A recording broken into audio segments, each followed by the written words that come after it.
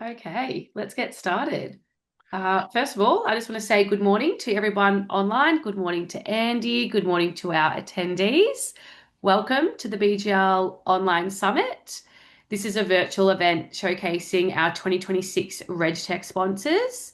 If you don't know who I am, my name's Lily Williams and I'm the Partnerships Manager at BGL. And today I'm going to be your host. So, this session is part of the BGL Online Summit and it's a series of webinars that we run across 3 weeks. This is our third week and our second last webinar. So some of you online may have attended some of the previous ones, but today's session, Exploring How Pensions Don't Solve Everything, is co-hosted by Act2. I'm pleased to present today's presenter. We have Andy. He's the founder director at Act2 Solutions. Act2 Solutions is Australia's most highly awarded provider of SMSF actuarial certificates. Over the past 16 years, Andy and his team have continued to put the needs of the clients first, always prioritising fastest delivery, immediate friendly support, and simple explanations of the process and outcomes. Before we get started today, I'll just run through a little bit of housekeeping. So, the session is recorded and you'll receive a copy of the recording after the webinar. So, if you miss anything or you do have to jump off early, don't stress. You'll get a copy of the recording, and we also upload all of our all of our webinars to our YouTube channel.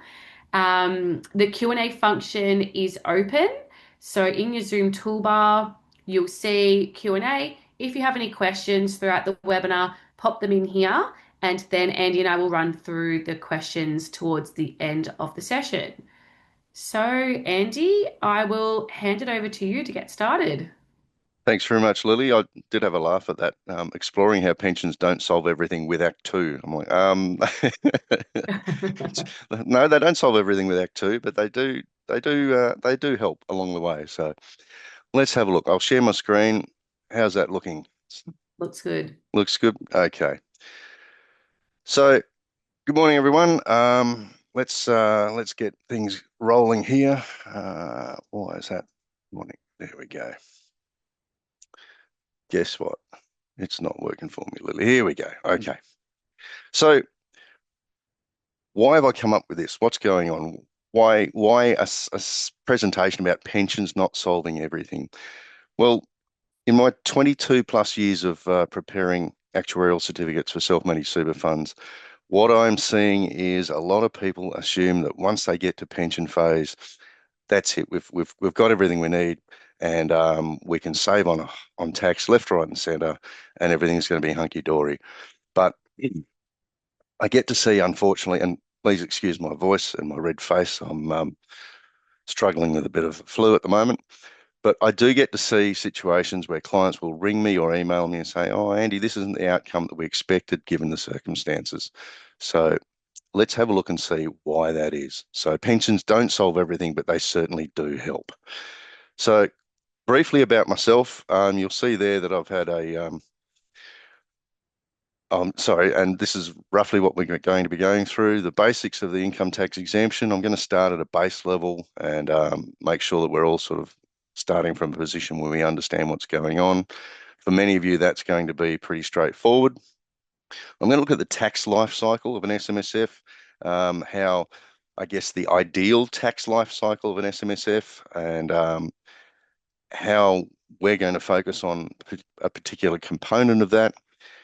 Segregation, where that's beneficial, why segregation is something that they legislate against sometimes, and the fact that there is a choice of eCPI method, so you can choose whether to use the unsegregated method or the segregated method depending on the circumstances of the fund, the role of the actuarial certificate, and then I'm going to be encouraging you guys to share this with your financial planners, and I'll explain why that is later on. So a little bit about myself, you'll see there's a very not straightforward path there to self-managed super fund actuarial certificates. But that background actually has helped me to make sure that my focus is on getting the best outcome for the trustees. Because what I see as someone who feels very much like an outsider in the financial services industry is I think that the trustees are the most important people in this industry, and they're the ones that we need to be getting the best outcome for. And I'm very passionate about that. So I really want to make sure that we're doing the best for the trustees. So I've been doing this since 2004. I started at Benzala Actuarial, and I think as a result of my time there and my 16 plus years with Act2 Solutions, I have prepared more actuarial certificates firsthand than anyone else in the country, which is, I don't know, it's a double-edged sword, I think. So I'm combining that tech background. I actually am a qualified software developer with a passion for helping others to make sure that we get the best outcomes. So let's go. Very, very basic. We know that in the accumulation phase, which most of us that are watching this today, we're in accumulation phase, right? If we have a self-managed super fund.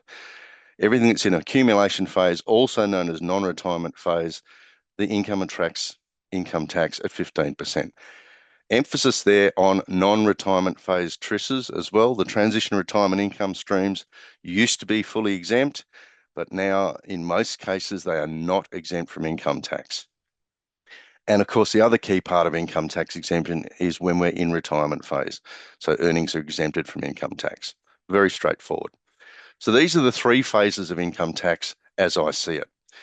So each glass represents our self-managed super fund, and each ice cube is an asset in that self-managed super fund. So the purple ice cubes are accumulation, okay? These are in accumulation phase. So the growth phase, the accumulation phase, we're growing those balances, the member balances, we're growing our assets, everything's in accumulation, and all the income is taxable. Pretty straightforward. And then the aim is to get to retirement phase and to draw down those pensions. The green ice cubes represent pension phase assets. So all income in retirement phase is exempt. And I think this is where things get a bit misleading for people because they think, okay, a pension is a solution. Once I get a pension, everything's tax exempt. But that's not the case in the transition phase. And that's our focus today is the transition phase. If you're getting actuarial certificates, it's because you've got clients in transition phase. And when they're in that transition phase, that doesn't mean everything's exempt. It's quite obvious that we've got this combination of accumulation and pension. And so it's this period where things can be tricky. And it's this period where we really need to get our head around exactly what is going on from the tax perspective. So these are very straightforward. Okay, accumulation phase, member balances are growing. There's no pension started yet. All income's taxable 15%. Pretty straightforward from the tax perspective. Pension phase, everything, the whole fund is in pension phase. We're reducing those accounts. All income is exempt. Note that not all self-managed super funds are going to get to the point where everything's in retirement phase. Obviously, this is because of the transfer balance caps. But also it's because we've got intergenerational SMSFs where you've got mum and dad, and then the kids are still in there and the kids are still in accumulation. So it's during this phase, this transition phase, that we really need to get our head around how the legislation works, how the regs work, and how to make the most for our trustees. So there's some accumulation accounts, there's some pension accounts. The transition can look gradual like this, depending on the number of people in the fund, depending on the amounts in the fund, your different dates of birth, your different conditions of release, all of that sort of stuff. Or it can be instantaneous, okay? So every now and then you might get a surprise when you request an actuarial certificate where you know there was accumulation and pension in the fund during the year, but the tax exempt percentage might come back as zero. And sometimes this is a situation that I refer to as segregation by default. Usually happens in single member funds where they're all accumulation up until, say, their 65th birthday or whenever it happens to be. They convert everything to pension, and then for the rest of the year, everything's in pension. So you've got everything in accumulation, then everything in pension. End result is they don't need an actuarial certificate. Everything received during accumulation phase is taxable. Everything during pension phase is exempt. So let's not worry about that, though. Let's focus on this transition period and let's make sure we really know what's going on before we make the decisions, especially around selling assets. So pensions aren't a silver bullet, but they definitely positively impact their tax outcomes. There's usually real opportunities to reduce the amount of tax being paid, but it's the misunderstandings that can result in missing exemptions. Okay. And the reason I'm focusing on this is the time when people are transitioning. Their mindset is changing. They're moving to a pension sort of a mindset. They're moving to an exemption mindset, and they're thinking, right, I've now got a pension, don't have to worry about tax anymore. Let's think of it at the fund level, not at the member level. So we're talking about income tax as well as capital gains tax. The way we calculate the exemption is quite simply that the greater proportion of the fund that is in pension phase, then the greater the level of income tax exemption. It's pretty straightforward, and therefore the less tax payable, except some situations. We're going to have a look at those situations as we go further into this presentation. So the more of the year that more of the fund is in pension phase, the better tax outcome. So we did an update to our software yesterday. We've now got these graphs showing up when you request your certificate. When you're reviewing the data for the year, you'll see these graphs showing up at the bottom of your screen, just to help you visualize what happened throughout the year. So this one is an actual example. It's a 3-member fund. One member has a very small balance. The other two had quite large balances. So the purple is accumulation or non-pension, and all members started the year in accumulation phase, and then 2 members with the largest balance commenced their pensions in early March. So you can see here, when they've commenced both pensions, the fund is 90+% in pension phase. Okay. They then sold an asset thinking, right, everything's in pension, or nearly everything's in pension phase. Now's the time to sell the asset. We can immunize it from capital gains tax. But the tax exempt percentage is calculated over the whole lot. We have to look at what is this green portion as a percentage of the total. Okay. So we do the calculation based on everything from 1st of July through to 30th of June. So the average pension as a proportion of the average total balance, that's our income tax exemption. So in this case, the percentage only came out at 31%. And so the accountant rang me and said, Andy, what's going on? They sold an asset just after the pension commenced. And I had to explain to them that the timing of the sale of that asset doesn't matter, because what all that we look at, I mean, we don't even need to know what the assets are or what happened to the assets. We actually look at the member balances. Okay. So we don't look at the assets, we look at the member balances. We look at how the member balances move and change throughout the course of the year. And so what we've done is we've just said, as we do every single time, what proportion of the fund was in pension phase. So that sale happening then has no bearing at all. If they had actually sold that earlier in the year before the pensions commenced, it would have had exactly the same outcome, 31%, because it's not about the timing of the sale of the asset in this situation when the whole fund is unsegregated. Okay, so remember, we've got that glass with the purple cubes and the green cubes. That's this situation. It's unsegregated. So it's the timing of the sale has no impact at all. It's just we calculate the percentage over the whole 12 months. Now, in that situation, like I said, there were 2 members that commenced pensions on the same date. The reasons behind that, I'm not entirely certain. It might be that they didn't want to do more than one asset valuation during the year. I'm not quite sure. But I do know that one of those members actually met a conditional release much earlier in the year. I think it was September. And so if they had actually started their pension when they met that conditional release, and then the other pension starts when they meet their conditional release, you can see that the tax exempt percentage for the year would have been 56% as opposed to 30. Now that's a significant difference, right? And so you'll find that in most cases, delaying the start of a pension is not going to be beneficial from the tax perspective. I know there's a lot more going on in any self-managed super fund than just looking at the tax perspective, but that's the glass tower I'm coming from is the tax side of things, and that's what I'm trying to help you with is with these decisions, what's the best tax outcome? So in this situation, not even worrying about the sale and the CGT side of things, just from the income perspective, if the fund had an income of $25,000 over the course of the year, starting this member's pension earlier when they met their condition of release would have resulted in $900 more tax saved just by starting that pension earlier. So again, it's swings and roundabouts. You've got to weigh these things up and see what's the best outcome likely to be um, from the tax perspective, but also for the members. So again, with the timing of the sale, even in this situation, it wouldn't have mattered when they sold that asset because we still have to do our calculation across the whole year. So if they sold it when the fund was, say, 90% in pension phase or 50% in pension phase, or even when it was entirely in accumulation phase, the tax outcome will be the same because we have to do that calculation for the whole year.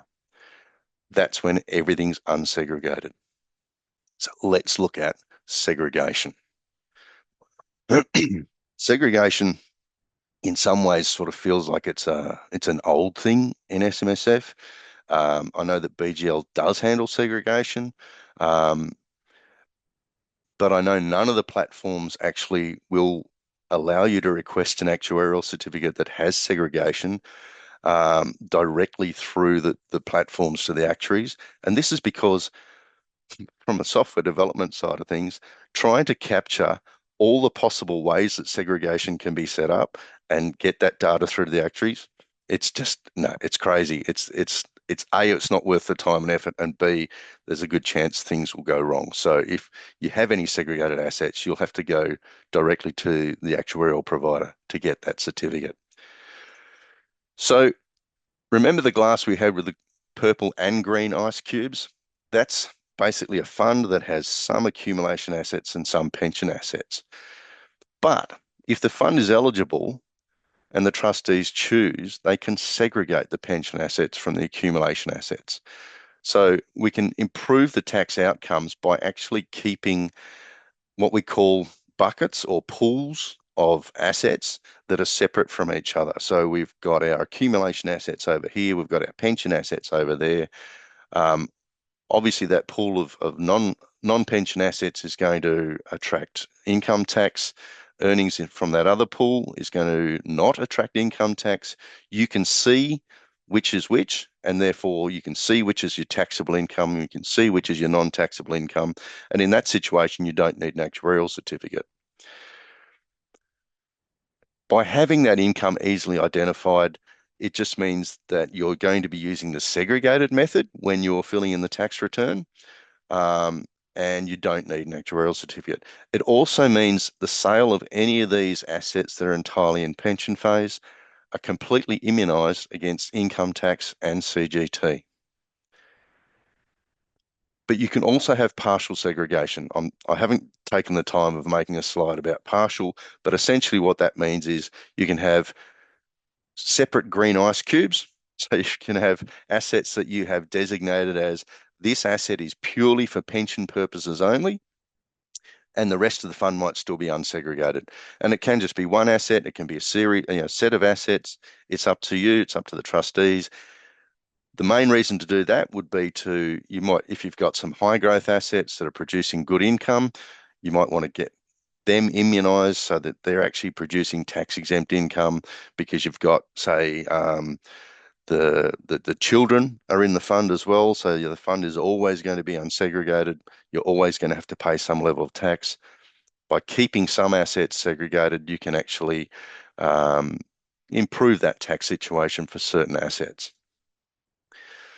In order to use segregation, and this also includes for deemed segregated periods, which we're going to have a bit of a look at, in order to use the segregation, you must be eligible to use the segregated method. Now, this is another area where people get quite confused.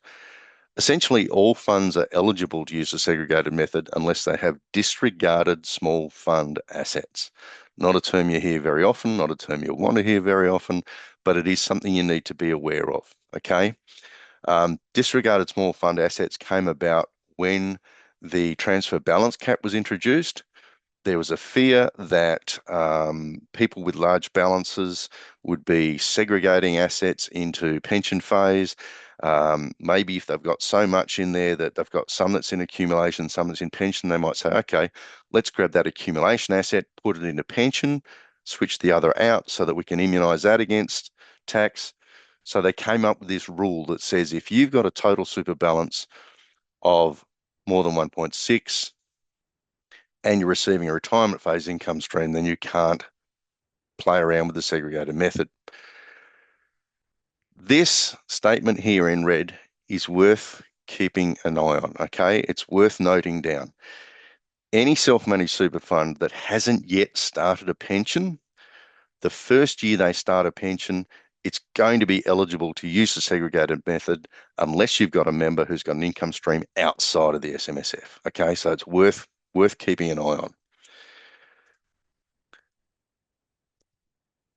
What is disregarded small fund assets?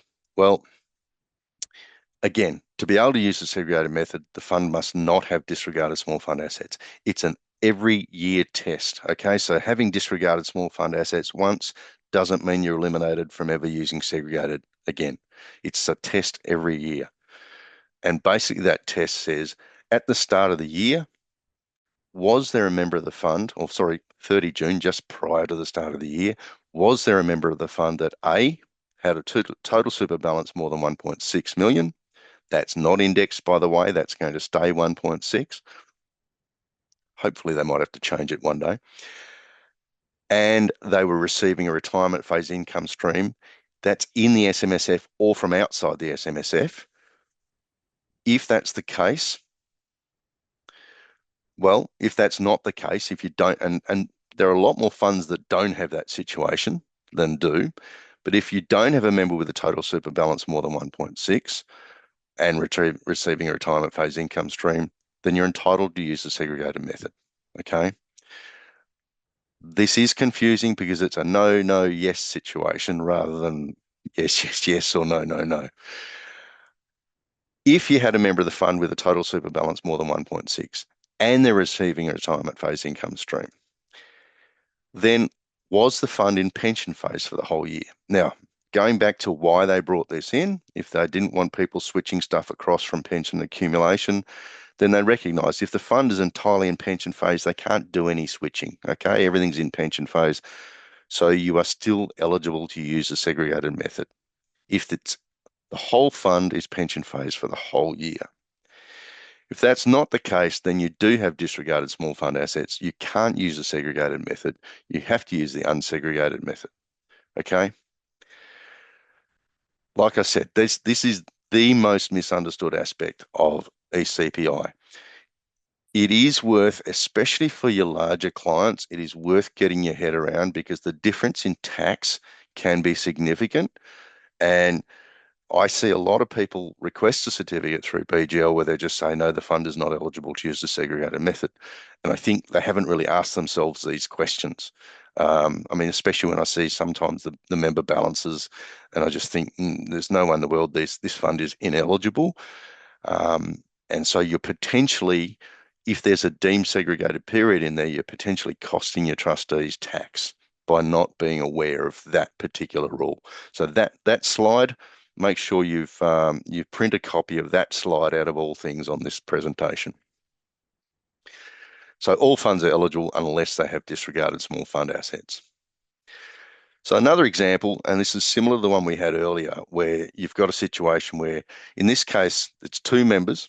One member had 90% of the balance of the fund, and that member commenced a pension in January. They sold a property, again, they sold a property soon after they started the pension. So it's this mentality of, oh, I'm in pension phase now, I can sell off my big assets and we can have exemption. Everything's good, we don't have to pay any tax. What this member then did was they drew out most of their pension balance over the course of the next few months.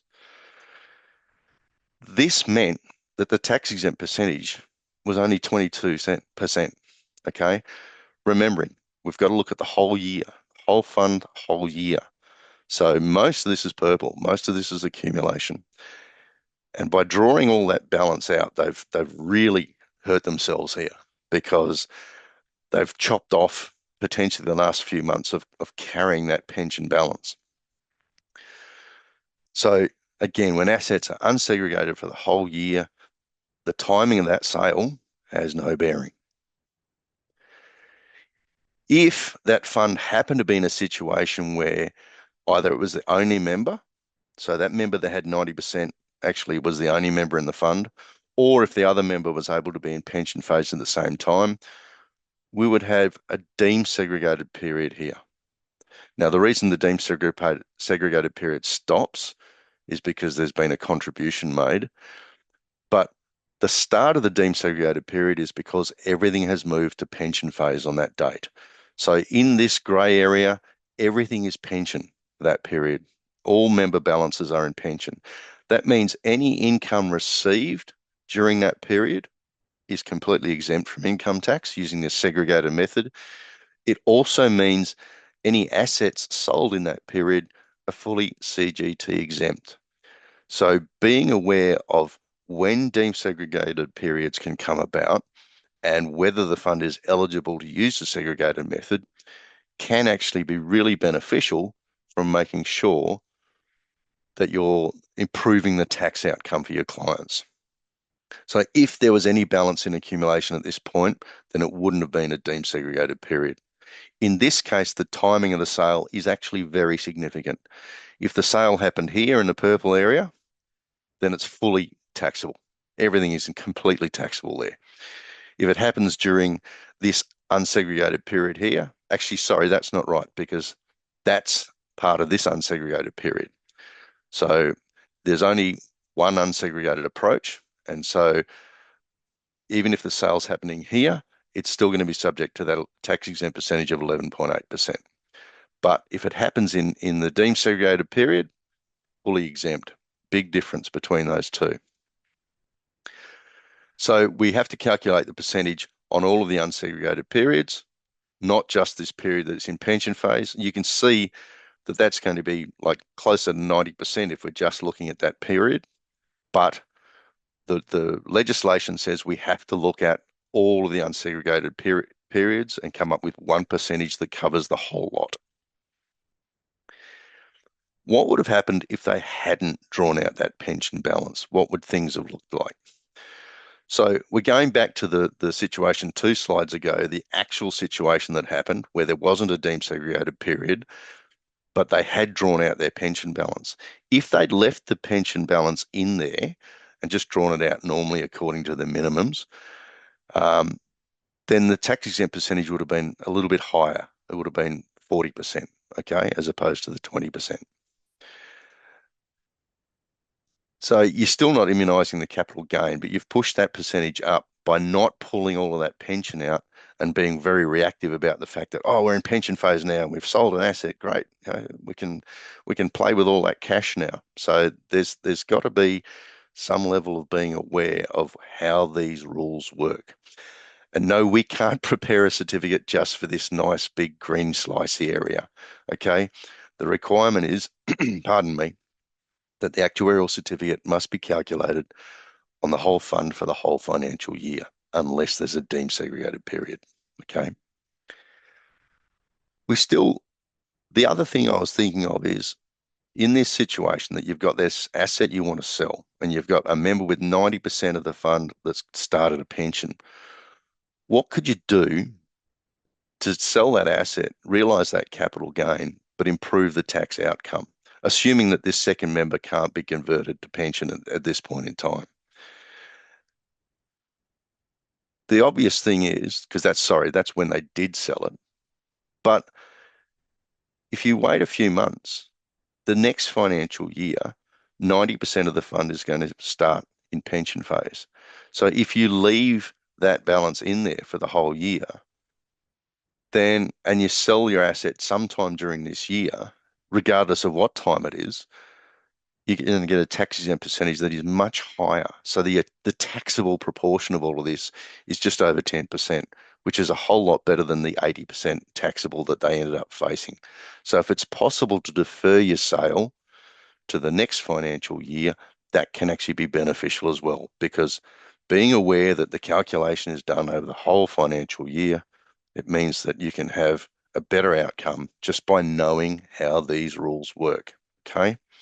This is not rocket science, but it's being aware of it, and it's being aware of it before these decisions are made.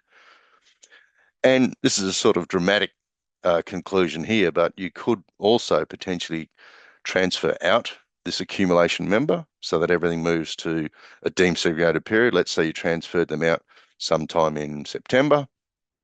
You then have a deemed segregated period for the remainder of the year, and you could sell your asset during that period and you've immunised it from the capital gain. One of the strange things about deemed segregated periods, and this really was quite confronting when they first came out with deemed segregated periods, to me anyway. With the unsegregated period, it's all about the timing of the earning of the income.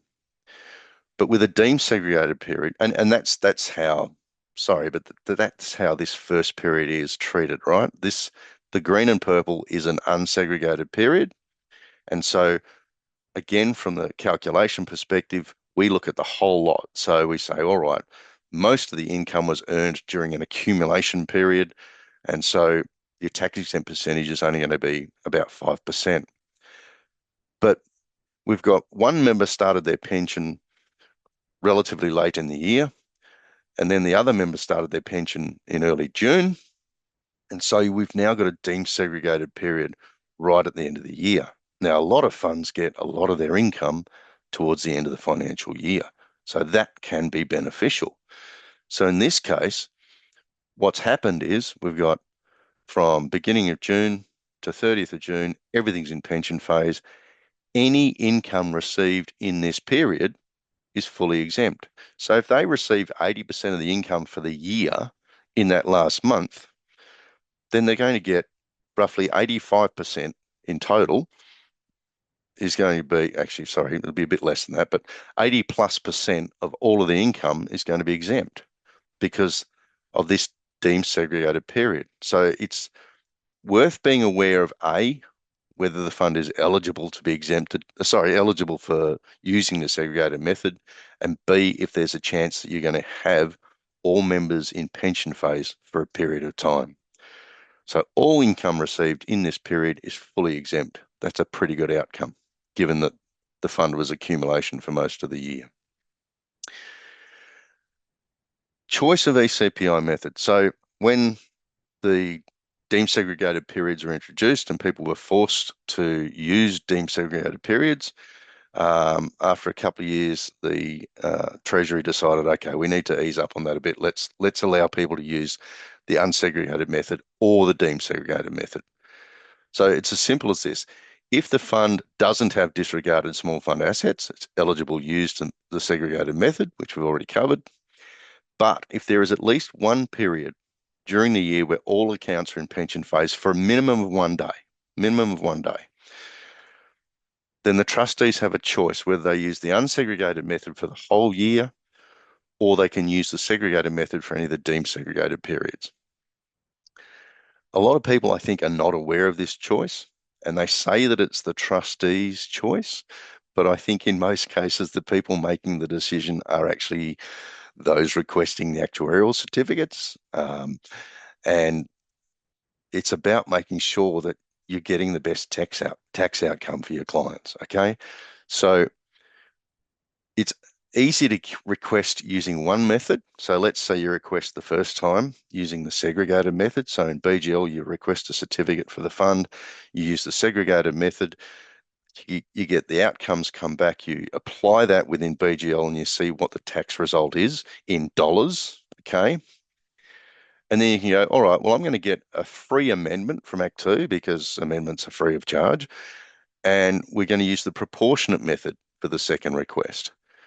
And then I apply that outcome in BGL and see what the tax result is. And then I'm going to choose whichever of those two outcomes gave the best tax result. Now, obviously, for small funds that don't have a whole lot of income, you're not going to get a whole lot of difference there, and it's probably not worth your time and effort of going through that process. Not that it's a very laborious or difficult process, but for your larger funds, the difference can well be worth your time and effort, and you can then show that you're to your clients that you are super when it comes to tax. So you use the one that gives the best tax outcome. And you have to be careful not to be fooled by the tax exempt percentage, right?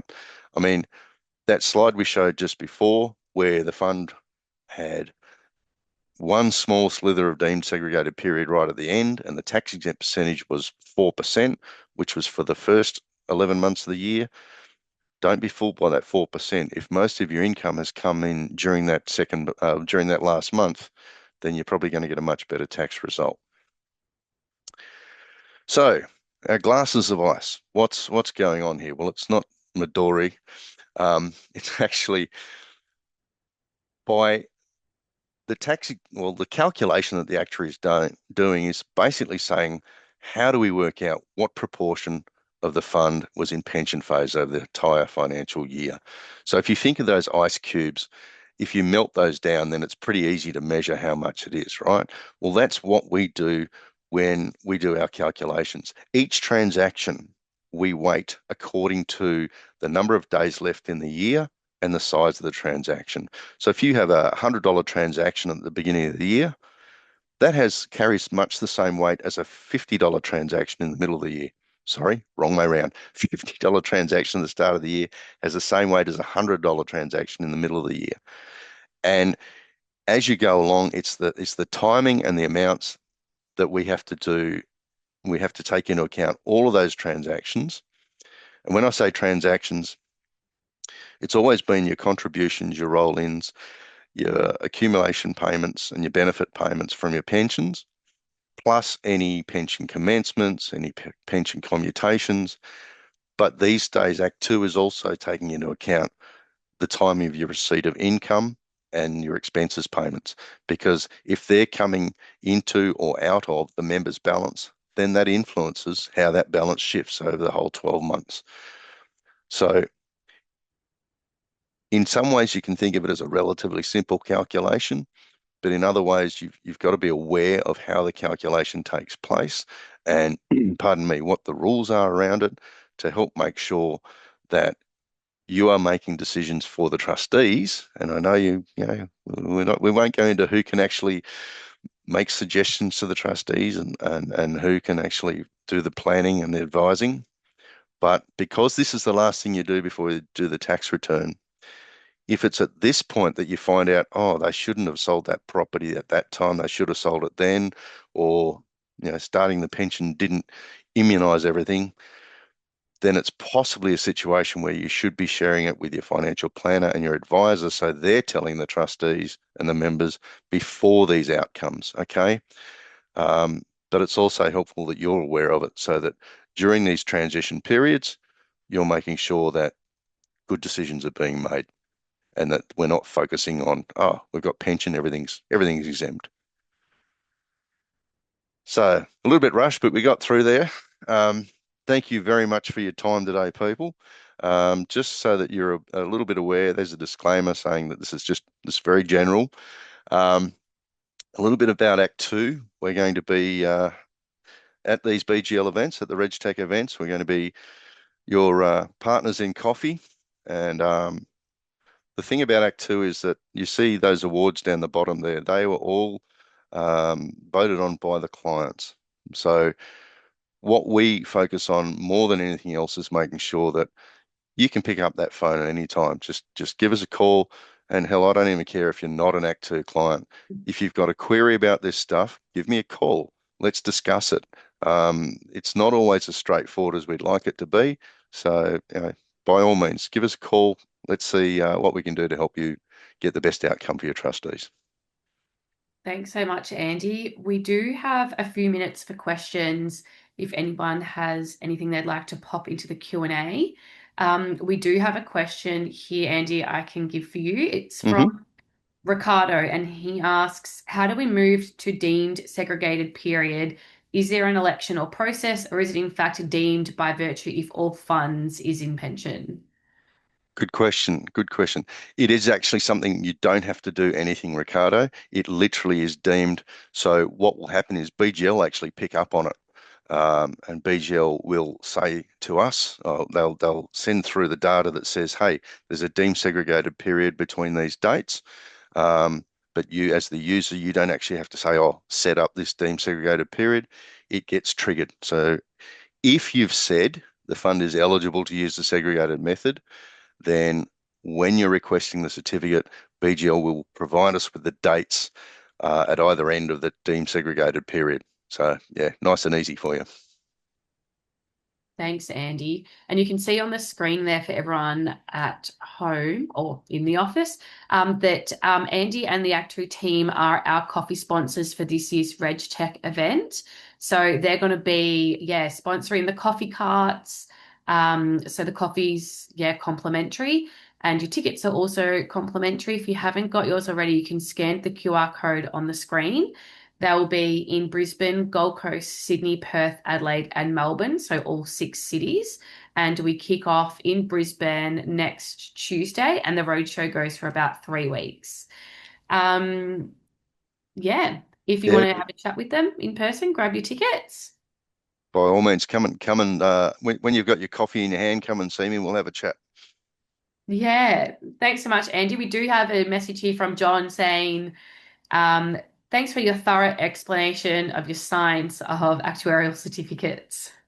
Thanks, Very John. welcome, John. It's a bit misty sometimes, but let's try and clarify it as much as we can. Lovely. Thanks so much, Andy, for your presentation today. And of course, to everyone online, we really appreciate you coming along to today's webinar. Thanks, folks. Thanks, Lily.